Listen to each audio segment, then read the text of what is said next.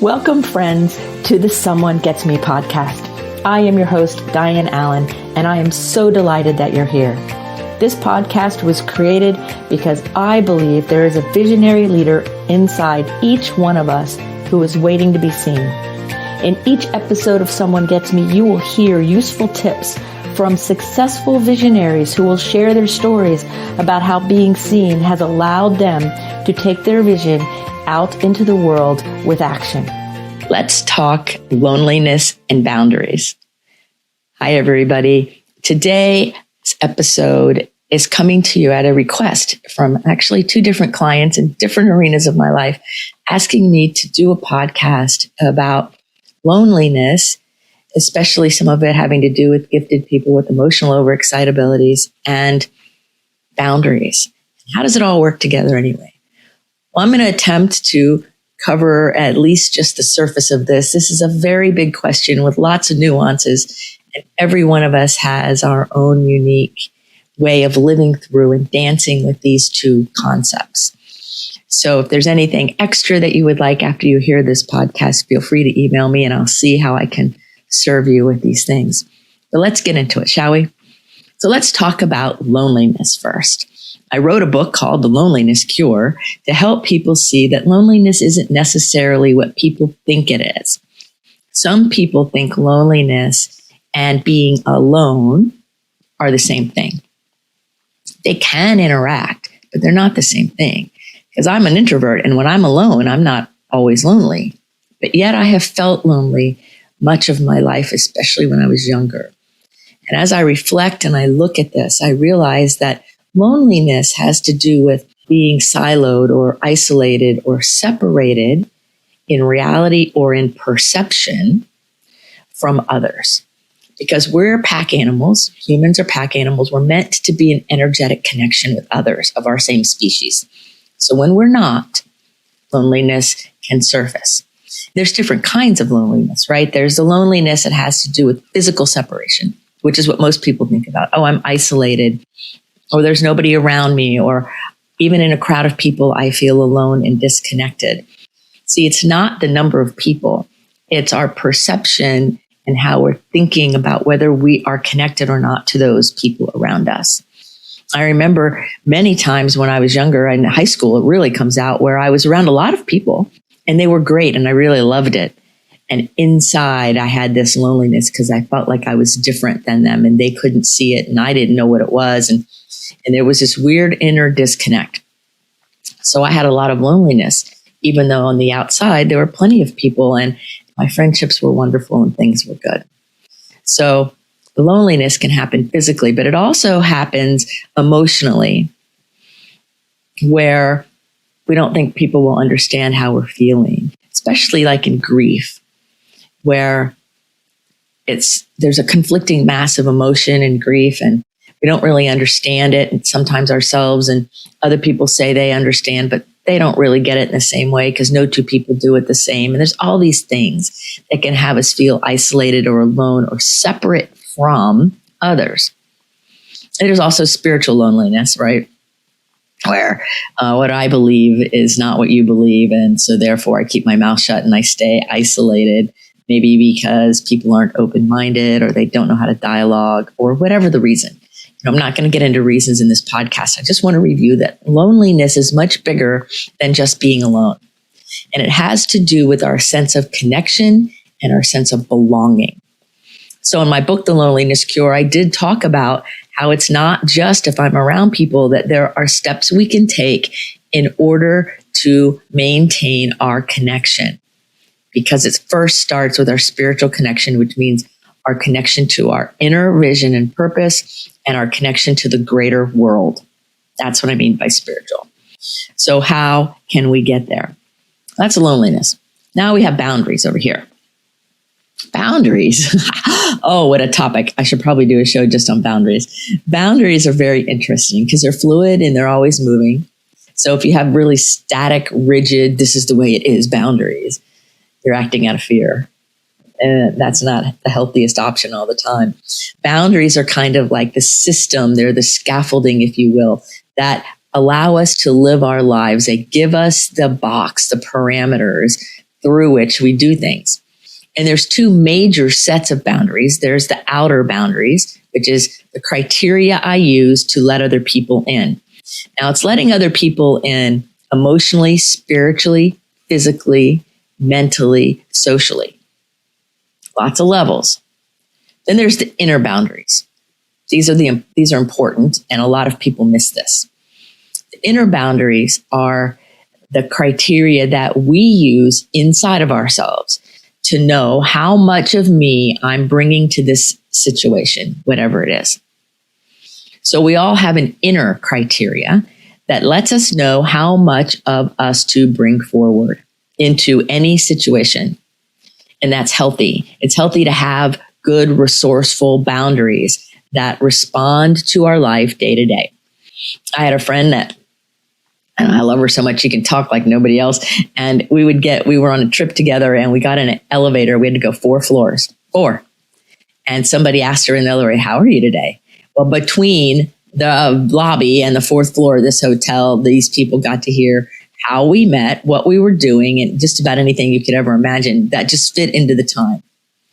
And all they said is, how are you doing today? So there's a different boundary setting. It's not necessarily right or wrong. It's not about that. It's about, is it effective? Is it working? I never ask myself, is this bad or good? I always say, is what I'm doing, is what's happening working? If it's not working, we need to look at it. If it is working, then great. So there's all kinds of inner boundaries. How much of me do I let show up? And then there's all kinds of external ways that we have criteria for how we're going to let another person, entity, situation, whatever, into our world. Now, some people have boundaries that look open, but they're really made of plexiglass. So people think they're in, they think they're close, and they're not. And that yields loneliness on the person who has the plexiglass up. Because those other people think they're connected and they want to be connected. But the person with the plexiglass boundary up can look outside and it looks like everything is right there and connected, but they don't feel it. Or they're not feeling it because they have an invisible barrier that they put up somewhere along the line that they're not seeing. So if you ever think that you want to be connected in a situation or you feel that and you're not feeling it, look for what I call a plexiglass boundary, something that you have up that keeps people at a distance, that maybe you put up and you don't need it anymore, or maybe not with this one person. Because sometimes we build up new boundaries to protect ourselves or keep ourselves safe. And then that time passes and it's time to relook at the boundary, which is why I always say they're fluid. Now, there's also boundaries and a different kind of them that I call a veil, like a really thin cloth veil that you see often around people of notoriety. So I call it kind of like as you get velocity in your life and in your career and in your world, and you start making progress and the momentum starts, there becomes a vulnerability there. And one of the vulnerabilities is that a veil goes down. Like people think they know you. If you're a singer-songwriter, and I work with a lot of musicians, people think they know you through your music, and they do on some level, but they don't know you all the way, right? So that can create loneliness, that veil. Or if you're somebody who's leading a big organization or you're in a public eye for any reason, there is a veil around you. People think they know who you are by whatever they see. That's a part of it, but it's not all of it. You know, some of the Olympic athletes, I think it was Simone Biles actually, who recently was said, there's more to me than gymnastics, right? And that's true. It's true about all of us. There's more to us than what people see in that public eye. So that veil acts as a boundary where people look at that veil, they look through the veil and they think they know the person. And they make judgments and assessments and they think they know and they don't know. And so if you're in a position where you're behind the veil, you can experience a lot of loneliness because you'll see all those people out there thinking they know you and they don't know you. And so you're not connected. And remember, loneliness comes from that disconnection. So there's lots of ways that loneliness and variant kinds of boundaries can interact and can feed each other. Yes, it's a really sometimes unique and complex things. So I'm just trying to cover like the ways to look at it. So one of the big ways that I can tell if somebody's going to have loneliness and boundary issues is if their boundaries are squishy or they're unbalanced. If they start getting kind of hesitant, and I just use the word squishy because that's what it feels like. It feels all squishy when there's no firmness in what they say they stand for or what's important. Or are the kids running the household or the adults? Who's running the show here? I work with a lot of parents, and sometimes I wonder who's running the show. Is a 5-year-old running the show, the kids, or is the adult?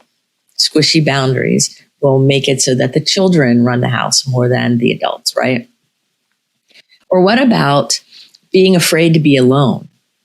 And so we stay in relationships that aren't necessarily healthy, or we don't say what's necessarily true so that we'll still be loved and cared about, and that person will stay around, and we come out of integrity in order to get our needs met or our perceived needs met. All of these squishy examples around boundaries create loneliness, because the truth is when we come out of integrity and we separate ourselves, okay, from our own alignment, then we are creating our own loneliness. The other people can't be close to us even if they think they are. And we're creating that chasm by letting our boundaries be unhealthy and by coming out of integrity. There's so many factors to consider. So pay attention to your boundaries. Like I had a client one time tell me they would do anything to be loved. They had such a strong fear of being alone that they stayed in not so great relationships. And then what happened was they kept changing their boundaries to please the other person, and the other person did not respect him anymore because they could never understand what was happening. And people with healthy, regulated boundaries that are clear are much more respected, because think about it. You know the rules. You know the rules with that person, don't you? If you know their yes means yes, their no means no, and this is how they operate, if you know that, then you respect them more. Then the connection can be more full and the loneliness drops away. Some people are afraid if they set healthy boundaries that people will leave them. Well, maybe the people taking advantage of them or using them or abusing them will leave them. But the healthy people respect healthy boundaries in others. Now, it doesn't mean that you get to have squishy boundaries for decades and decades and all of a sudden get really angry and put the law down. That's not what I'm talking about. When we set boundaries out of anger or resentment or fear, we're part of the problem. We're creating loneliness by letting those energies run our show. I hope I'm making sense. We want to have, instead of these squishy, unbalanced kind of, about to fall down boundaries, we want to have resourceful, healthy boundaries where who I bring forward in a situation and what I allow into my life in any situation all is in integrity and in alignment with my authentic, real self. So in order to really be sure that we are connected to others in a healthy way, it takes a lot of introspection. It takes a lot of awareness that we grow and evolve over time. Therefore, our boundaries will change. Our sense of connection will alter and change and be different. And it's all good. If it's not changing in your life, you're creating stagnation, which will change it for a devolving kind of state of affairs rather than an evolving state of affairs. And our goal here is to allow our boundaries and our loneliness to come together so that the loneliness itself, that perception of separation, drops away.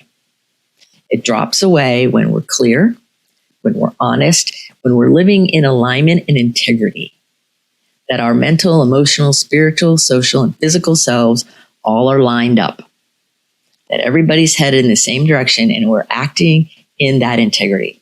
That's when the loneliness drops away, because the right people show up because they are attracted to it. And you can discern who the right people are a lot better because you are clear. Mm-hmm. So when you change your mind every 5 minutes, or you're squishy like a lot of people are, you're sending the message that that disconnection is going to happen. You're sending the message that you can be used. You're sending the message that other, I call them energy vampires, that those people who'll just come and take. So if those are problems in your life, then you probably want to pay attention to it. And if you're a taker person, you want to look at that because there's a problem there. That means you're lonely and your boundaries aren't doing so well. So one of the best ways really help foster releasing even the perception of loneliness and having our boundaries be really functioning and healthy and vibrant and alive is to realize that there's great power in the energy of personal human connection. Now, with this pandemic going on and everybody being separated in lots of different ways, you can see the huge reunion starting to happen because the drive for personal human connection is in our cells. It's in our DNA. We are mammals and we are meant to be together with others of the same species energetically. That energy exchange back and forth, that energy exchange, whether it's ideas or a hug or holding hands or just sitting together or hearing each other's voices, all of those things are so important. So I encourage you not to let the trance of electronics alter the fact that human connection is vital. So if you fool yourself into thinking that everything on screens is giving you the connection you need, like some young people I'm hearing, you're missing the mark. You're going to create existential loneliness by doing that because we are required in our neurons, in our cells, in our brain, in our structure, deeper than our minds. Our structure, our innate structure requires energetic connection to others of the same species, requires it in order for health, wellness, prosperity, success, growth. It requires it. When we don't have that, we have what we call failure to thrive. The way you take care of failure to thrive is authentic connection in a way that both people can receive. That law of reciprocity, so important. Knowing what our boundaries are, so important because they go together. If I have to have my walls up because you're going to take, or you're going to yell and I don't like being yelled at or whatever, then that is a breeding ground for more loneliness. So we want to create psychological safety for each other. We want to be really clear on what our expectations are, what we desire, what's important, all of these things. And every time that you step down or you're less clear or you come out of integrity, it's not noble. It's just not noble. Every time you act from anger and fear and greed and avarice, you're way out of alignment. We're meant to be aligned. We're meant to be speaking and thinking and acting in accordance with our heart's desire, with the highest good for all concerned. So when we have loneliness in our lives, there's something out of wonkiness here. There's a separation that either we created or someone else did. Maybe we're going to an empty well, right? Maybe we're trying to be close to somebody who has all these walls up and you think you're going to get through the walls. Well, the only one who can take a wall down is the person who built it. That's how that works. So if you're beating on somebody's wall, trying to get close to them and they're not letting you in, you may want to reevaluate your investment in that beating on the wall. Just saying. So this is a big topic. I've covered a lot of ideas already. And I think what really matters is that we become aware on a deeper soul level that there's much more going on here than just, oh, I'm isolated because I didn't see my friends because of the pandemic and I didn't see my family. That's one part of it. There's so much more. And it matters that we realize that our boundaries are what's important. What is your criteria for how you know how you are going to show up in any situation? Do you know what that criteria is? Do you know how you choose what parts of you come into each situation? Are you conscious of it? Or are you sleepwalking? Do you know your criteria for how you allow others into your world on all these different levels? Yeah. Do you know? And if you don't know, this is time to start learning because it matters that we have clarity and it matters that we are seeking a better integrity, a better alignment, and more health for ourselves, for all of us. It matters. So if you need help with it, look me up. I'll help you with it. There's lots of people who can help you with it. But do something about it. Take an action that serves you. And I want to thank you for listening. And if you have questions or you need something else, please email me, put a note here. I will be happy to do anything I can to support you. In the meantime, if you liked this episode, like it, share it with your friends, subscribe to the platform you're listening to me on. And if you really liked it, will you please do a review? Yes, reviews really help all of us. And I love to hear the feedback. Sometimes people say, well, you talk about really deep things, Diane, and I don't know how to do a review. Well, you could just simply say something simple, right? Like it hit home or thank you. But some kind of review for anybody that you're listening to really matters. It supports all of the people who are out here serving. So remember, your boundaries and your loneliness are connected. It matters that you're aware. Awareness is the first step. So become aware, become open, tell yourself the truth, and begin to free yourselves from the bondage that keeps this progressive kind of loneliness following you around by allowing yourself to be authentically connected to others of the same species. Until the next episode of Someone Gets Me, be well. Thank you for listening. I trust you gained some valuable inspiration and information. Please join me and other visionaries in the Someone Gets Me Facebook group. Or for more information on my services and additional episode's, visit someonegetsme.com. Again, thanks for listening.